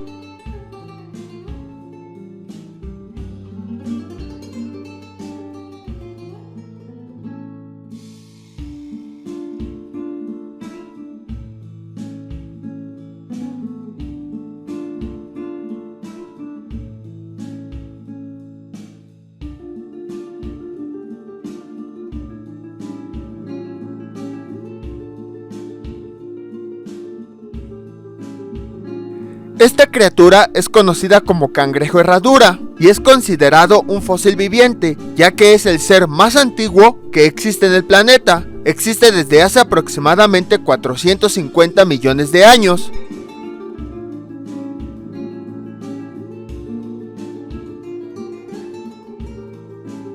A continuación tenemos una actividad interactiva en la que nos muestra cómo las actividades de los seres humanos dañan cada una de las regiones del planeta.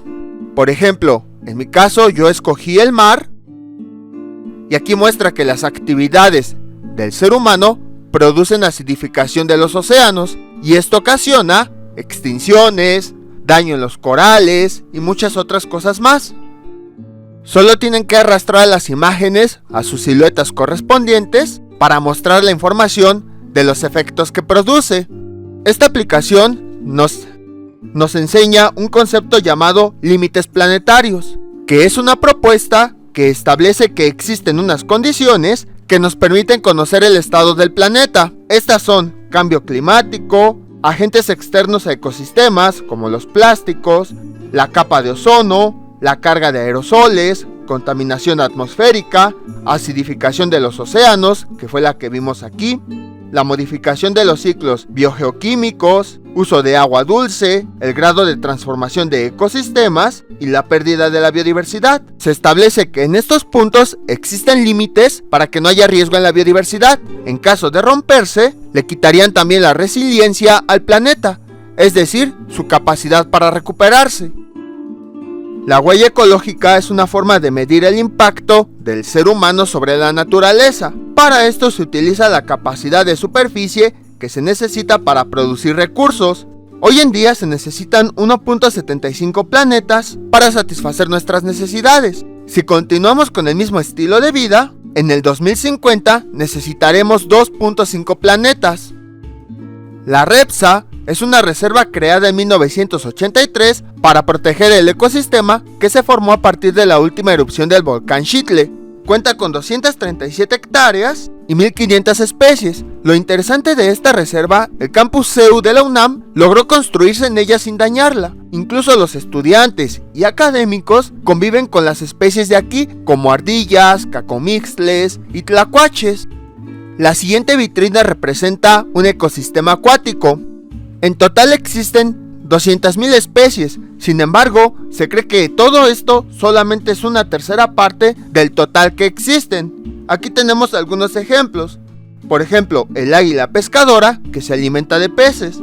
Tenemos a un hipocampo macho, que incuba los huevos fertilizados, teniendo entre 10 y 400 crías. Tenemos un esqueleto de un tiburón.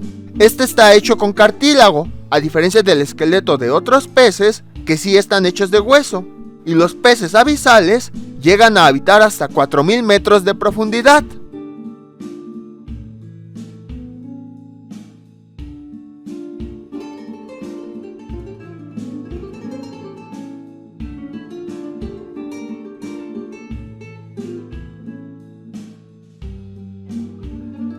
Enseguida tenemos una colección de insectos.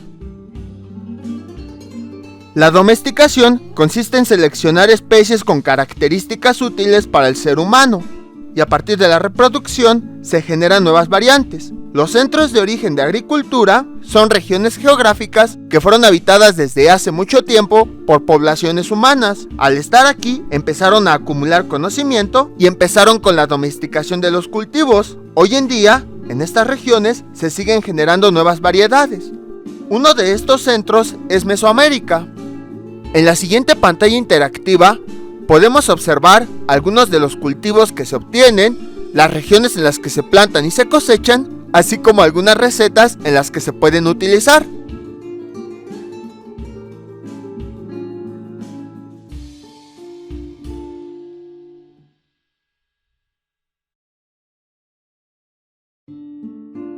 Se piensa que la domesticación empezó a ocurrir hace 10.000 años. En ese momento, el ser humano empezó a ser sedentario y empezó a surgir la agricultura y la ganadería. Un ecosistema y la interacción entre componentes bióticos y abióticos. En un sistema social intervienen todas las actividades humanas. Entonces, un socioecosistema Es una unidad en la que los seres humanos y la naturaleza están interconectados. Nuestras acciones individuales y como sociedad tienen repercusiones en la naturaleza. En la siguiente actividad interactiva, lo que nosotros tenemos es una ciudad con diversos problemas. En la parte de arriba tenemos algunas soluciones ambientales que podemos aplicar. Entonces, esta actividad consiste en que esas soluciones las vamos a arrastrar a los problemas que pueden resolver.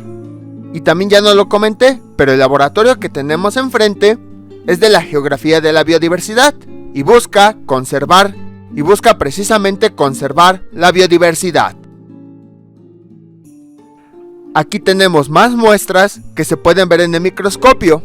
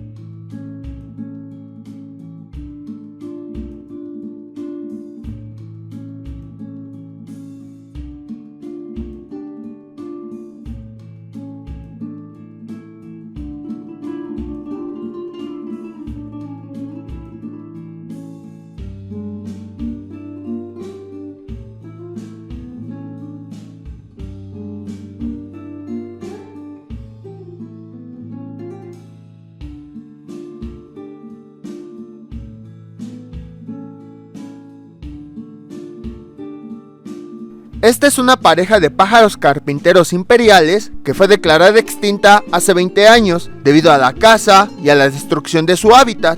En 2021 también se declaró que el carpintero pico de marfil se había extinguido. Recientemente, el cambio climático ha provocado inundaciones, deshielos, sequías, tornados y huracanes. Si la temperatura del planeta aumenta 1.5 grados, se presentará un punto de no retorno, es decir, un punto en el que ya no se puede recuperar la biodiversidad. Se cree que esto podría ocurrir en menos de 10 años.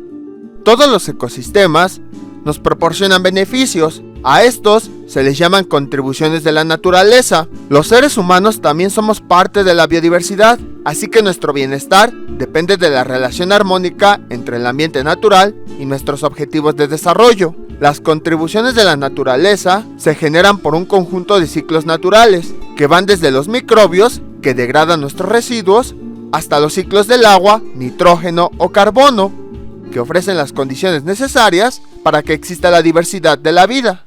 Además, estos beneficios cubren nuestras necesidades de alimento, vestido, salud, techo y recreación. La sobreexplotación de estos puede provocar consecuencias irreversibles. La resiliencia es la capacidad que tiene la naturaleza para recuperarse después de que vino una hecatombe. Sin embargo, si llegamos al punto de no retorno, es posible que la naturaleza ya no tenga esa resiliencia. Y llegamos a la última parte del pabellón, en donde se nos invita a hacer una reflexión. Como ya hemos visto, la biodiversidad es muy importante, ya que ayuda al humano a que siga existiendo. Sin embargo, en años recientes, esta se ha ido perdiendo, por lo que como seres humanos, nosotros necesitamos realizar diversas actividades para poder detener su deterioro. El manejo sustentable de los recursos se refiere a utilizarlos con la capacidad de recuperarlos. En muchas comunidades de México existen conocimientos los cuales hacen posible esto. Un ejemplo de esto son los sistemas agroforestales, que combinan la vegetación natural con los cultivos. Esto genera la captura de carbono, mantiene vivos a los polinizadores y además la captación de agua. La medicina tradicional y la farmacéutica también dependen de la biodiversidad. Desde hace milenios, los humanos han recolectado conocimiento acerca de muchas plantas que sirven para atender algunas dolencias. También se han empleado algunos animales. Al compendio y uso de estas hierbas se le conoce como herbolaria. Por otro lado, la farmacéutica extrae los principios de estas hierbas y con ellos produce medicamentos. Aquí estamos viendo algunas de las hierbas que son más utilizadas como remedios caseros.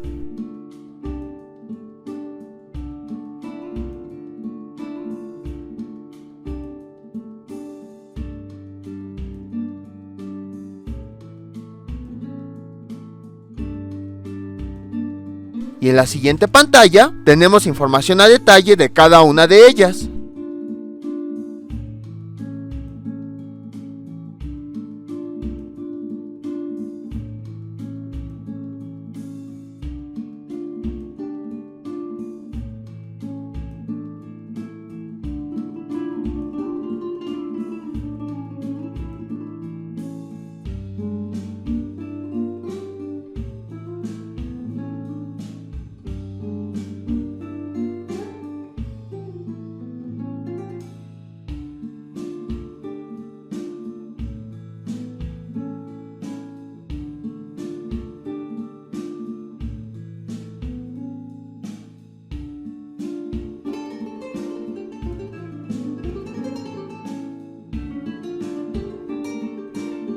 Una siloteca es una colección de rodajas de árboles que sirve para conocer las especies arbóreas. De esa forma se puede estudiar su estructura, propiedades físicas y químicas. El Instituto de Biología tiene una siloteca de 3.500 tablillas correspondientes a 1.525 especies.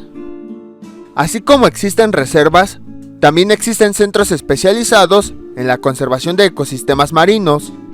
Por ejemplo, existe uno para preservar los tiburones que están en peligro de extinción. Otro de ellos es el acuífero de Quintana Roo, que se forma de una red de ríos subterráneos. En Chihuahua existen proyectos para restaurar los pastizales del norte, en donde habitan una gran población de perros llaneros. También hay proyectos de recuperación del delta del río Colorado, un punto importante para migración de aves. Otro proyecto es la recuperación del hábitat del jaguar en la península de Yucatán. También se busca recuperar los corales del Caribe mexicano, ya que estos protegen a las costas de los grandes oleajes. También se tratan de conservar los bosques de la mariposa monarca, ya que estos captan el agua que utiliza la Ciudad de México. En el Golfo de California se busca que la pesca sea sustentable. También se ha buscado la conservación de la selva lacandona. Afortunadamente, se ha visto que la población de guacamayas ha aumentado un 40%. También se busca la recuperación integral de las islas de México, ya que estas aportan una mayor cantidad de seres vivos que la parte continental. La mascota de la UNAM siempre ha sido un puma. En esta vitrina tenemos a Palillo, la segunda mascota que se quiso preservar después de su muerte. Fue llamada así en honor al porrista de fútbol americano de CU, Luis Palillo Rodríguez. La diversidad cultural de un pueblo también depende de su entorno social, ya que muchos de los recursos naturales, principalmente los que obtiene de las plantas, se utilizan para la alimentación, vivienda, vestido, medicina e incluso la creación de ornamentos. La etnobotánica se encarga de estudiar todo este conocimiento que se ha ido transmitiendo de generación en generación, ya que estudia la relación que existe entre los seres humanos y las plantas y cómo es que éstas influyen en el desarrollo de las culturas.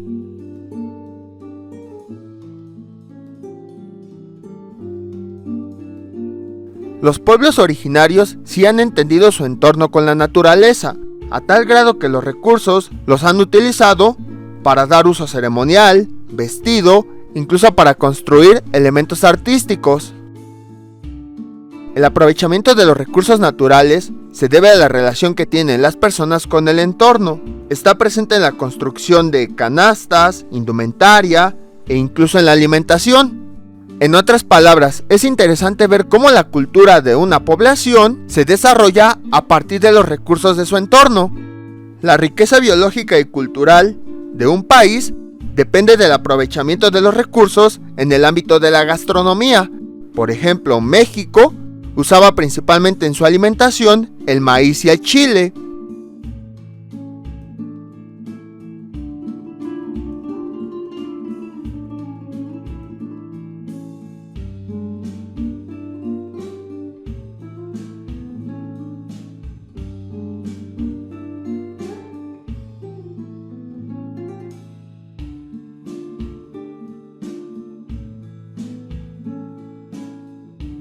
El conocimiento milenario en hongos y plantas ha permitido que estos se puedan aprovechar en el ámbito medicinal. Por ejemplo, en 1928, Fleming, al trabajar con hongos, descubrió la penicilina, un antibiótico que sirve para combatir una gran cantidad de infecciones.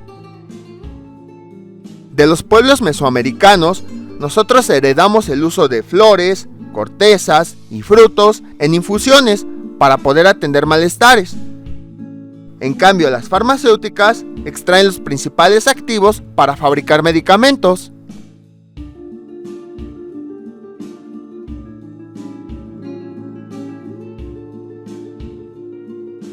En todas estas salas hemos aprendido que la biodiversidad es muy importante.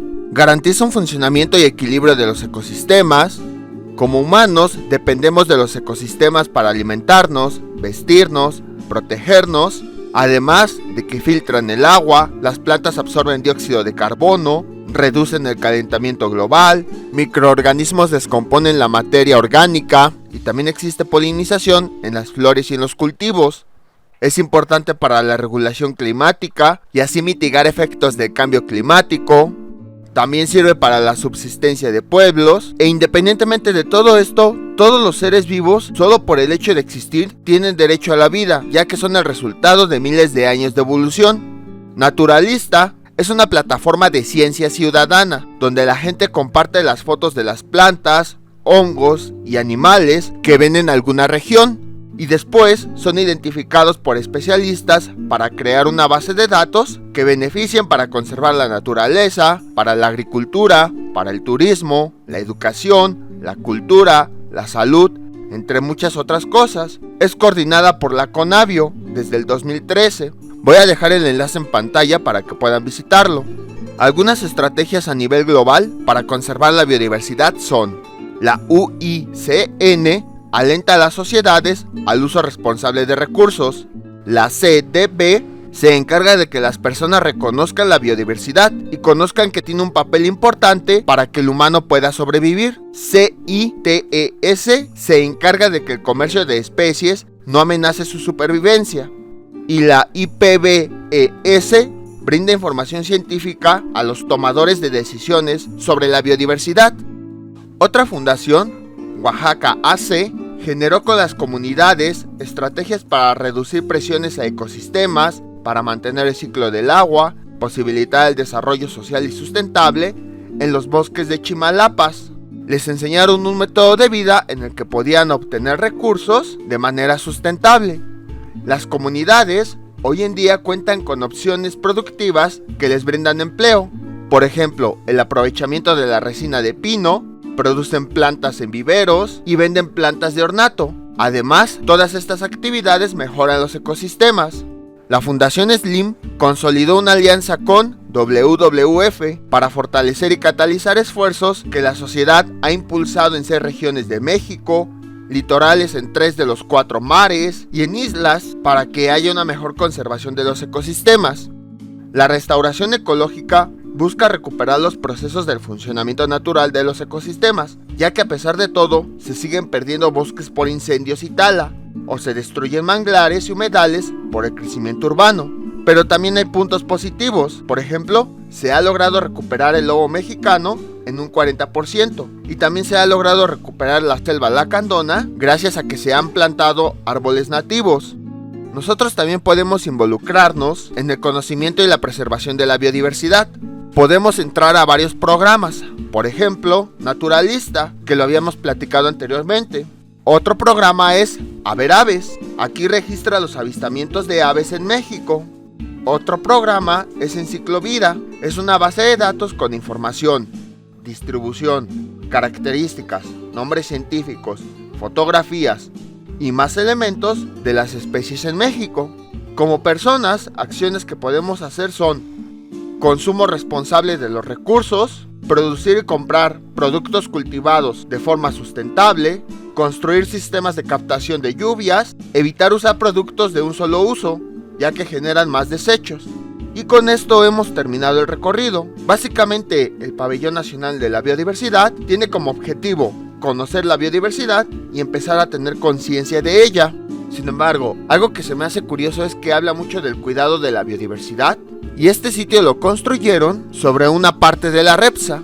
Al final tenemos una última actividad interactiva en donde podemos aplicar todo lo que aprendimos. En esta actividad nos dan una determinada cantidad de dinero y nos presentan una ciudad con varios problemas. Para cada situación nos presentan 2 soluciones, cada una tiene un costo.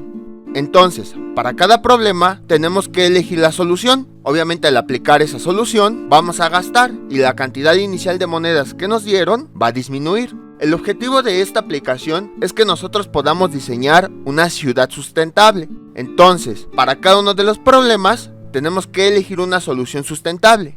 La mayoría de las soluciones sustentables tienen un mayor costo que las tradicionales. Sin embargo, aunque gastemos más, a largo plazo va a traer un mejor beneficio para la sociedad, porque eso va a contribuir a la preservación de la biodiversidad. Por consiguiente, los seres humanos podrán perdurar más. Al final de la aplicación, nos indicará si la ciudad que construimos es sustentable o no, a partir de las soluciones que elegimos. Obviamente, si elegimos la mayor cantidad de soluciones que son sustentables, entonces nuestra ciudad sí va a ser sustentable.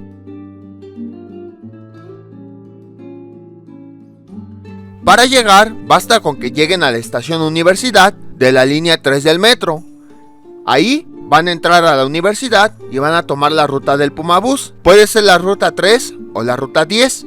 Se bajan en la estación Zona Cultural y de ahí caminan unos cuantos minutos y llegarán al lugar. Esperamos que sí hayan disfrutado de esta visita. Los horarios del museo son de martes a domingo de 10 a 16 horas. No olviden suscribirse, dejar sus comentarios y nos vemos para el próximo video.